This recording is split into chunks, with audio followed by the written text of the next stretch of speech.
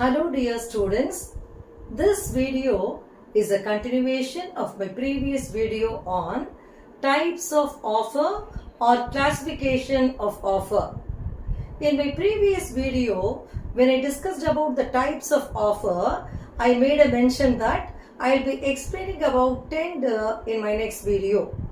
So in this video, I am going to give you a very clear explanation about tender. But before you proceed to watch this video, I'll advise you to watch my previous video, for which I'll give you the links in the description, which will enable you to understand the contents of this video better. Let me proceed further now. So let us see what is meant by a tender. Generally, a tender is submitted in response to an invitation to an offer. So, an invitation to an offer, let me give an example for an invitation to an offer. There may be a newspaper advertisement inviting a tender, right? So when such a tender is submitted in response to an invitation to an offer, the tender may take two different forms. First of all, you have to know that the newspaper advertisement itself is not an offer. It is only an invitation to an offer. Okay. So a tender may take two different forms. The first one is, it may be a definite offer or it may be a standing offer. So a tender may be a definite offer or a tender may be a standing offer. So let me tell you what is meant by a tender as a definite offer. Okay, so when there is a tender and the tender is invited for the supply of specific goods and services. When a tender is invited for the supply of specific goods and services, each tender submitted will become an offer.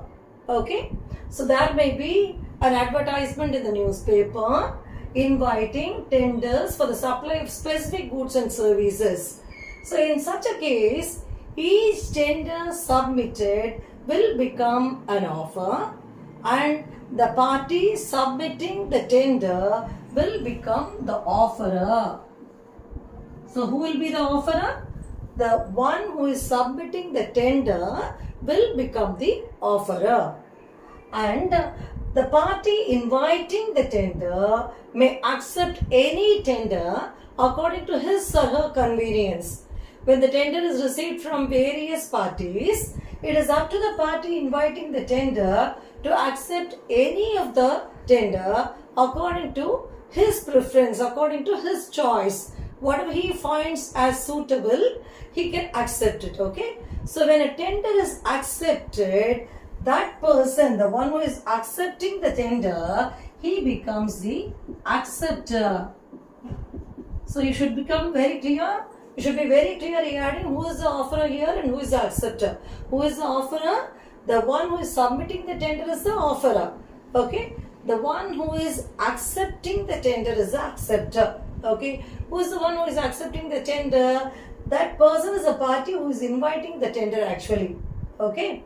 I think I can make this very clear by giving you a very simple example.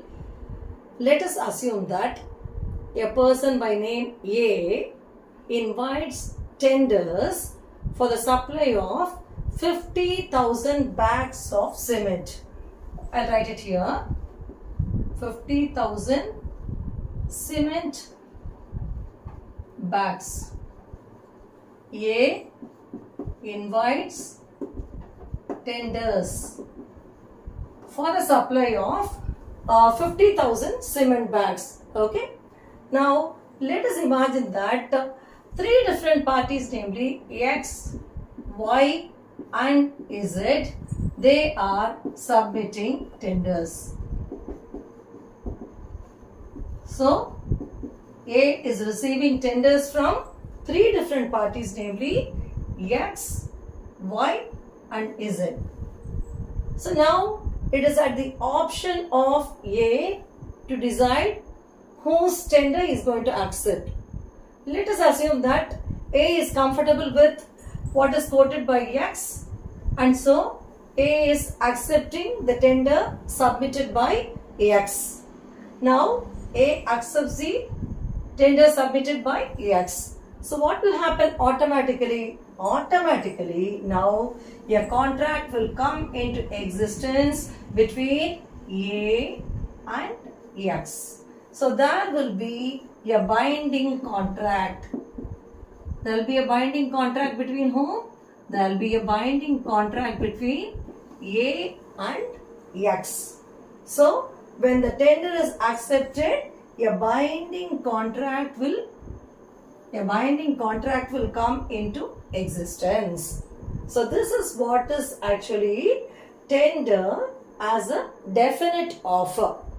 Okay. So there is a definite offer from X, Y and Z. But all these offers were not accepted by A. A finds only the option given by X as suitable. So A is accepting it. So that comes into existence a binding contract between A and X. So automatically there will be a contract between A and X, and both the parties will be performing their respective obligations. So what will be the respective obligation here? X will be supplying the 50,000 cement bags to A, and A will be making payment to X.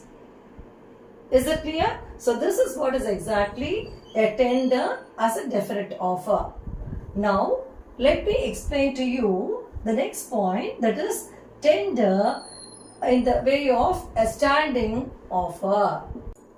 When a concern requires large quantities of goods and services from time to time, then it can invite tenders as a standing offer. See, try to get the difference between tender as a definite offer and tender as a standing offer. In case of tender as a definite offer, I gave you an example, isn't it? A requires 50,000 bags of cement. Okay? That particular quantity alone is needed.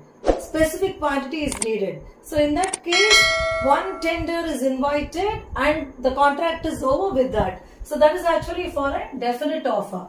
But when there is a concern or when there is a party which requires large quantities of goods and services over a period of time, it is going to require it continuously over a period of time. In that case, tenders may be invited, and such tenders will become standing offers actually.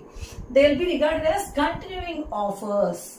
Okay. So why it will be regarded, they will be regarded as continuing offers? Because the contract is not getting over with one supply. Every time there is a requirement, the quantity has to be supplied from time to time. So that is what is exactly tender as a standing offer. This is also known as a continuing offer. Let me try to make this clear with an example, with a very simple example. Let us assume that an educational institution requires stationery over a period of 2 years. An educational institution requires stationery over a period of 2 years. Okay, and it can invite tenders. If the education institution is inviting tenders for the supply of stationery over a period of 2 years, let us imagine that 3 different parties are submitting their tenders, namely A, B and C. Let us assume that the education institution is comfortable with a tender submitted by A. Okay. Now the contract will come into existence between the educational institution and A. And this will be a standing offer or a continuing offer because the supply of stationery by A will not get over just by supplying once. As and when the educational institution is in need of stationery, A has to supply it again and again over a period of 2 years. Okay, that is why it is called as a continuing offer or a standing offer here. The tender here is not restricted. It is not restricted to a single transaction. It is not getting restricted to a single transaction. It is going to continue again and again over a period of 2 years. Okay, that's what I have given you here. It is going to continue every time an order is placed. Over the period of 2 years, every time the order is placed by the educational institution for the supply of stationery, A has to supply it to the educational institution. So this is what is exactly a tender as a standing offer. So a tender may be in the form of a definite offer or it may be in the form of a standing offer. I hope you are clear with the explanation I have given you now. So as I suggested earlier, please refer to my previous video also to get a clear understanding about the types of offer or classification of offer. If you like this video, subscribe to my channel and pass it on to your friends also. Please don't forget to give your comments, which will enable me to upload videos according to your needs and requirements. Thank you dear students for watching this video.